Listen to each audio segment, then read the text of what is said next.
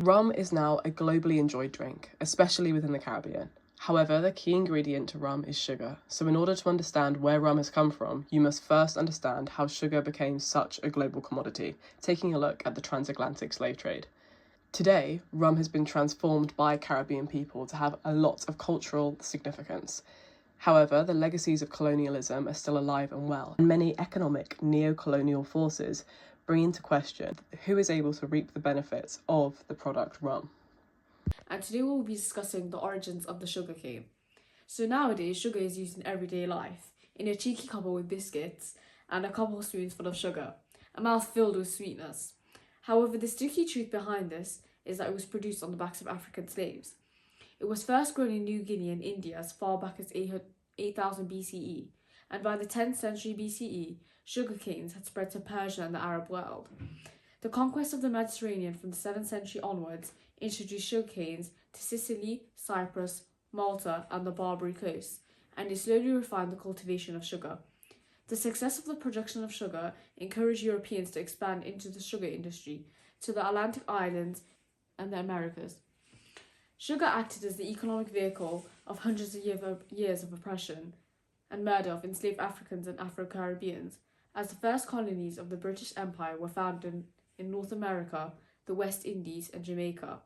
It became so valuable in Europe that it was often called white gold, as it was the beginning of coffee shops, sugared goods, and pastry vendors. It was often consumed amongst the wealthy and rich. However, it soon became the norm, and foreign travellers remarked upon it in their descriptions of English society. The sugar plantation system became the main industry of the Caribbeans, and life on the plantations was extremely hard, with a third of enslaved Africans dying within 3 years of arrival, creating a constant demand for new enslaved slaves to replace them. Sugar was produced by slaves consisting of men, women, and children working under white overseers. It was taken to the sugar mills to be boiled and extracted until it formulated a syrup called molasses, which could be drawn from formulating rum. In 1999, Harvard historian Walter Johnson wrote, "Much of the Atlantic trade was triangular. Enslaved people from Africa, sugar from the West Indies and Brazil, and money and manufactures from Europe. People would trade along the bottom of the triangle, and profits would stick at the top. However, it never reached the bottom of enslaved Africans. Instead, it led to the flourishing of British society. And these Atlantic plantations were the embryo of economic oppression for the Caribbeans. Even the financial sector of British society flourished from economic exploitations as the Bank of England made capital available for slave voyages.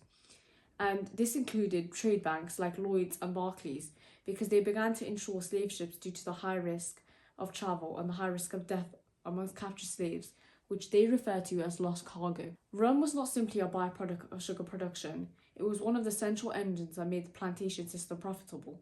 Molasses, the thick, dark syrup left after syrup distillation, was fermented and distilled into rum on Caribbean plantations, and this process transformed waste into wealth, ensuring that every part of the sugarcane generated profit for plantation owners and British merchants. The relationship between sugar and rum was inseparable. Sugar plantations could not function without rum, and the rum industry could not exist without enslaved labour. Rum played a crucial role in the triangular trade system, and ships left Britain carrying manufactured goods, and they sailed to Africa and exchanged these goods and often barrels of Caribbean rum for enslaved Africans. These captives were then transported across the Middle Passage to the Caribbean and the Americas, where they were sold to work on sugar plantations producing more sugar and molasses, which in turn became the norm. This brutal system ensured that profit flowed continuously to Britain, while violence and suffering remained concentrated at the plantation level.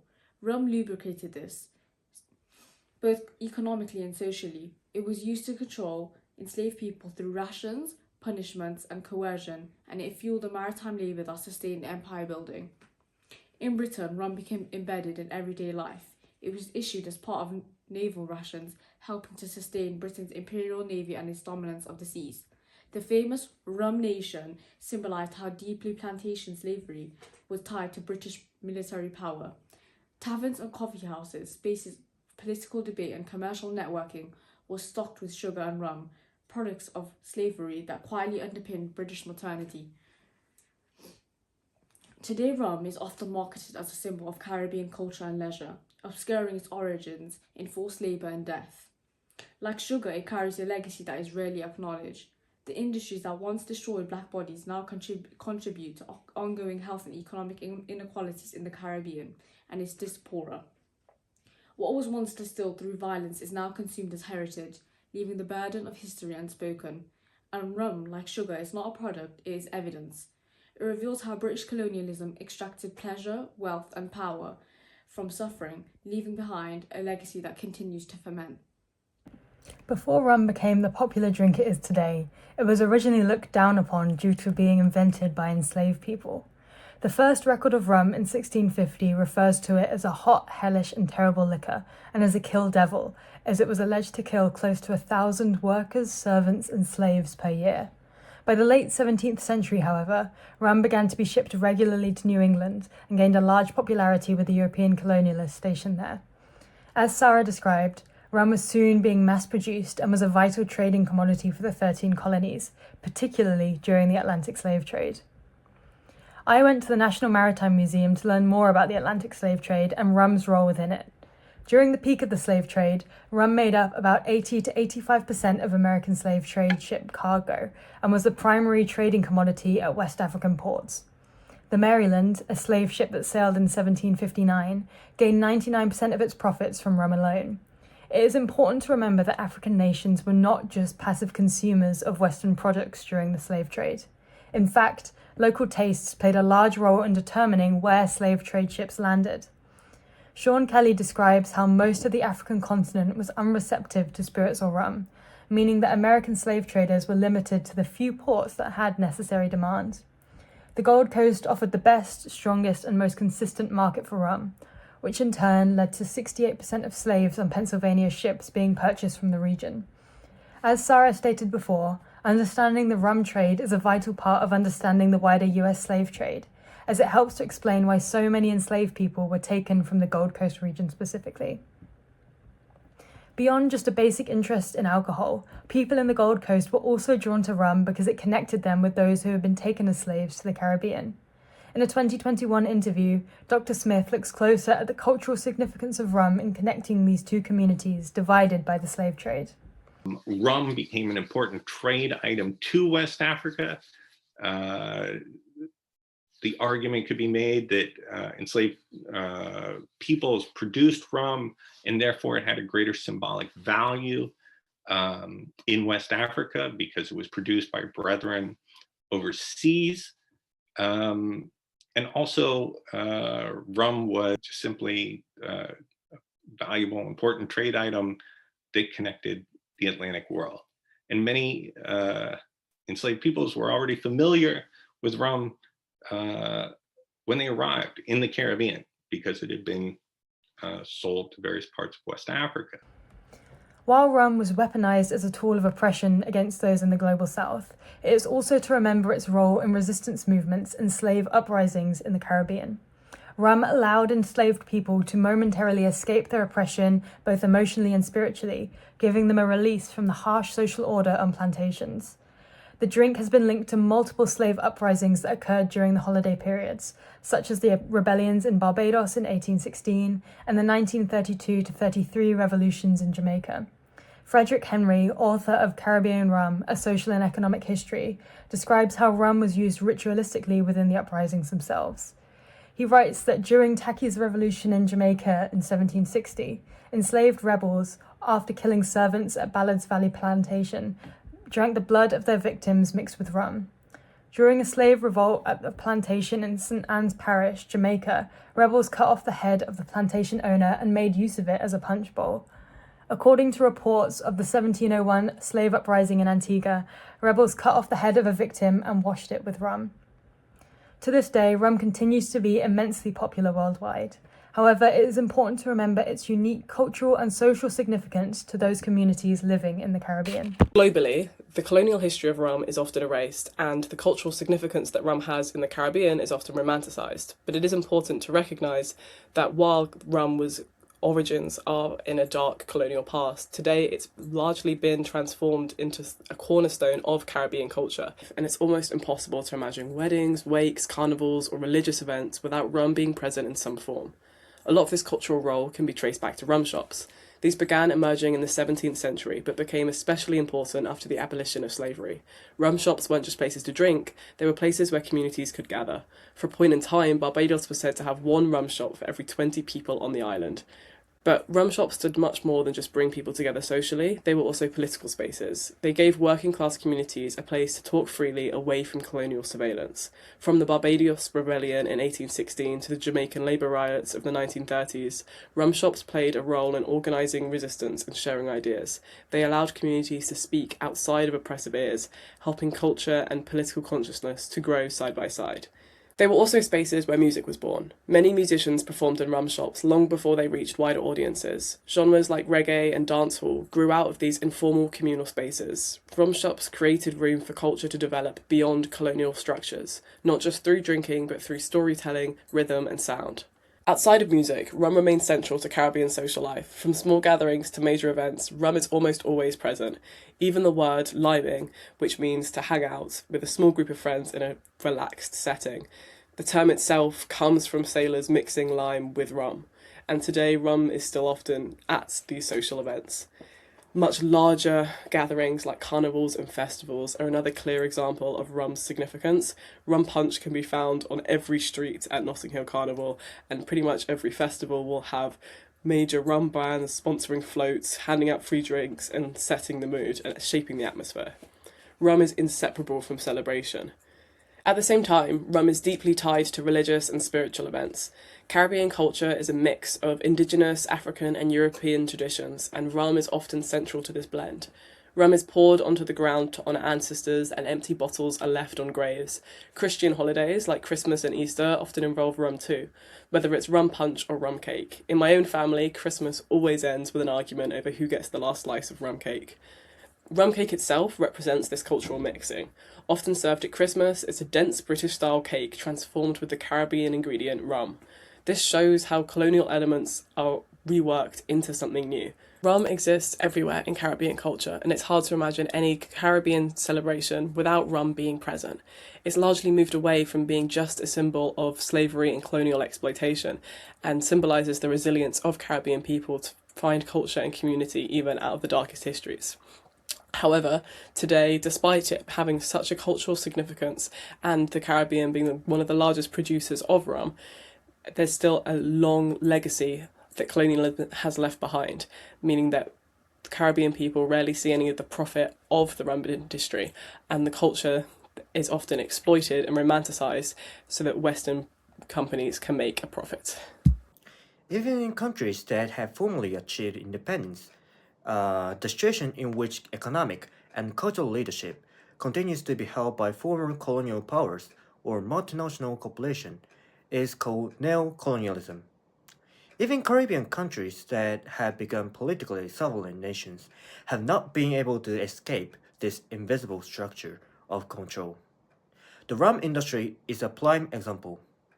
While rum is primarily produced in the Caribbean, Western companies still have control over its image and strategy and profit distributed in the global market, leaving Caribbean producing countries in a dependent position. In this way, the case of rum can be interpreted as a current form of neo-colonialism. Even rum distilled and produced in the Caribbean is largely controlled by major Western liquor companies, with brands, capital, and distribution networks controlled by them. In fact, many of the major rum brands sold as Caribbean are owned by multinational corporations from outside of the region. Brands like Mount Gay in Barbados and Appleton in Jamaica are both owned by French and Italian liquor companies. As a result, the majority of added value, such as profit from blending techniques and blending, is generated outside the Caribbean, leaving only a limited share for locals. Caribbean people themselves are not considered experts on their own products, but rather outsiders coming to exploit resources like sugarcane.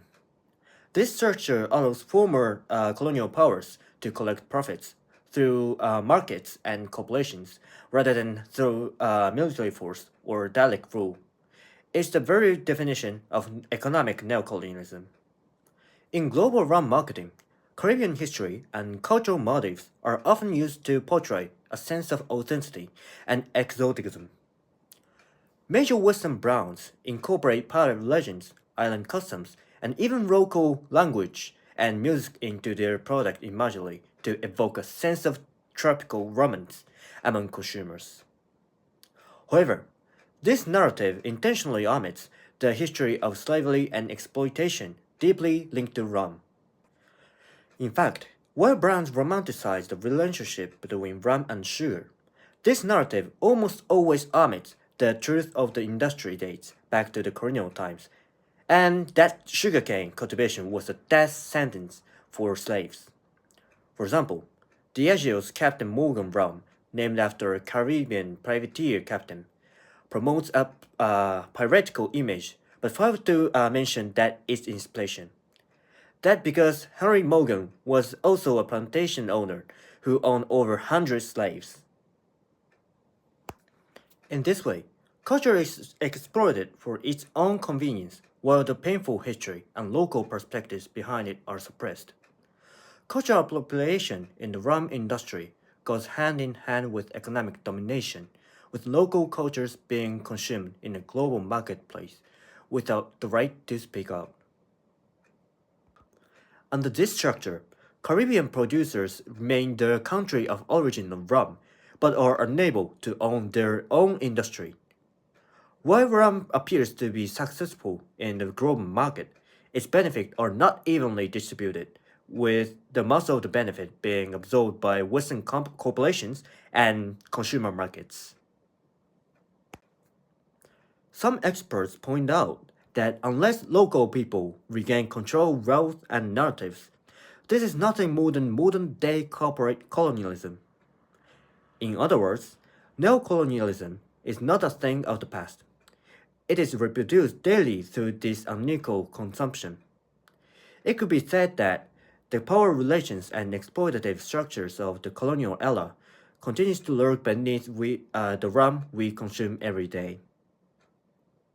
When we think about how rum is depicted in the media, our minds probably go to films like the Pirates of the Caribbean movies, where the Caribbean is shown as an exciting, lawless and tropical place and an environment for adventure, danger, and the quest for freedom and treasure. Rum plays a big part in helping tell this story. Rum is consistently shown in the hands of pirates as a symbol of leisure, carefree living, community, and the rejection of authority. Or maybe we think about advertisements made by rum companies, which depicts similar imagery of a tropical paradise, leisure, and carefreeness. Take the rum brand Captain Morgan, which encourages its consumers to live like a captain, which positions the drink as a tool to achieve adventure, excitement, and power. Captain? Just Dave, actually. Captain Dave. Captain! There are obviously many problems with these representations, as they completely erase the dark colonial past that rum has. Rum was created out of the byproducts of sugarcane which was grown on plantations that relied on the forced labor of enslaved workers. Slaves labouring on these plantations were subject to huge amounts of violence, dehumanization, and humiliation at the hands of colonial powers. Economic exploitation also is unavoidable when talking about the production of rum, as the profits made from rum only benefited Western powers and completely exploited Afro-Caribbean communities. Therefore, the production of rum for these communities is far from the picture-perfect paradise and relaxation that is portrayed in the media. When popular culture presents rum as a symbol of leisure and freedom, it disconnects the drink from its actual history, one of slavery, exploitation, and colonization. The idea of the Caribbean becomes a paradise fantasy instead of a place with a very complicated history shaped by colonialism and violence.